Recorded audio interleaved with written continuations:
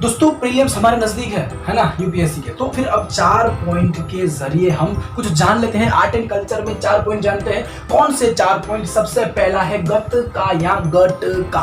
है क्या गट का? ये तो ये क्या है? मार्शल आर्ट की ये कला शैली है, ठीक है। मार्शल आर्ट की कला शैली है। कहां पर प्रसिद्ध है ये प्रसिद्ध है दोस्तों पंजाब के अंदर। अगर पंजाब में थी तो कब इसका उद्भव हुआ था? इसका उद्भव तकरीबन मुगल काल के अंदर छठे सिख गुरु हरगोविंद जी ने जब अपनी सुरक्षा के लिए कृपाण धारण किया था, तब इसका आविष्कार हुआ, तब इसका जन्म हुआ, ऐसा कहा जाता है। ये तो थी गत का या गट का, जो भी उसे कहना चाहता है। दूसरा क्या है दोस्तों? दूसरा है कलरीपायट्टू। तो कलरीपायट्टू जो आपको देखने को मिलता है, ये क्या है? कलरीपायट्टू दोस्तों ये भी एक मार्शल आर्ट्स की ही कला है, लेकिन इसमें क्या चेंज है वो गटका से। तो यहाँ पर क्या पैरों की मूवमेंट और कुछ आत्मरक्षा के अपने जो दाव होते हैं ना, इसमें यूज होते हैं।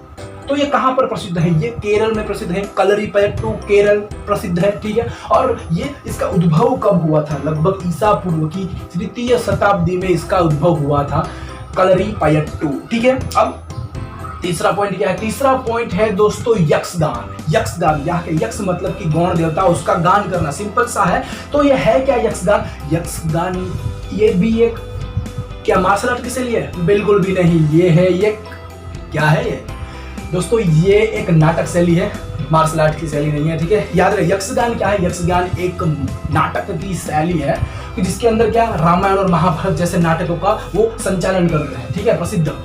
और इसमें क्या है, रामायण और महाभारत भी प्रसिद्ध है, ऐसे नाटक। इसके जैसे नाटक यहाँ पर यक्षगान में करते हैं। कहाँ पर पाई जाती है? कर्नाटक में पाई जाती है। क्या दोस्तों?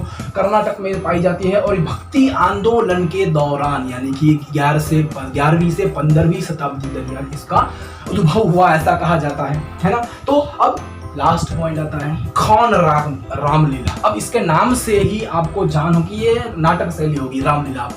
हमारे भारत में काफी प्रसिद्ध है रामलीला, ठीक है। लेकिन ये खौन रामलीला की जो सच्चाई आप जानोगे ना, तो अब क्या होगा कि भैया ये थाईलैंड के अंदर बजवाना नाटक होता है, वहां पर का नाटक है। तो ये इंडिया में क्या कर रहा है भाई? तो आपको जानकर हैरानी होगी कि उत्तर प्रदेश के लखनऊ में कुछ दिनों पहले, कुछ मतलब अभी अपने पिछले कुछ सालों में इसे तो इसका एक प्रशिक्षण केंद्र खोला गया लखनऊ के अंदर, खौन रामलीला का, जिसके अंदर क्या वो गायन को मतलब वो संवाद नहीं होता है, पीछे लोग गाते हैं और आगे जो ये लोग अपना नाटक बजाते हैं, ठीक है।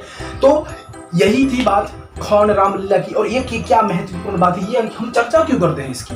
ये थाईलैंड की है, भारत में हमने चर्चा की, कुछ तो बात होगी ना दोस्तों। न्यूज़ क्योंकि सांस्कृतिक जो भी बुक है ना, इसमें इसको हिस्सा मिला है, ठीक है। मतलब ये वर्ल्ड जो सांस्कृतिक का जो भी महत्वपूर्ण होती है ना संस्कृति, इसमें इसको एक हिस्सा मिला है, याद रहे दोस्तों। तो ये थी 4 पॉइंट की जो हम इसके बारे में बात करने थे।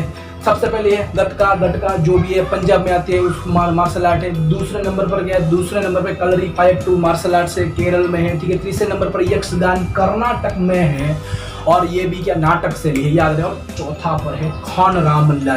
ये है तो वैसे थाईलैंड की, लेकिन इंडिया में हम इसको पिछले दिन कुछ न्यूज़ में रहा था, इसलिए इसकी चर्चा करते हैं, ठीक है। यूनेस्को द्वारा वर्ल्ड जो भी सांस्कृतिक वारसा का है ना, उसमें इसको स्थान है। थैंक्स फॉर वॉचिंग ये 4 पॉइंट जानने के लिए।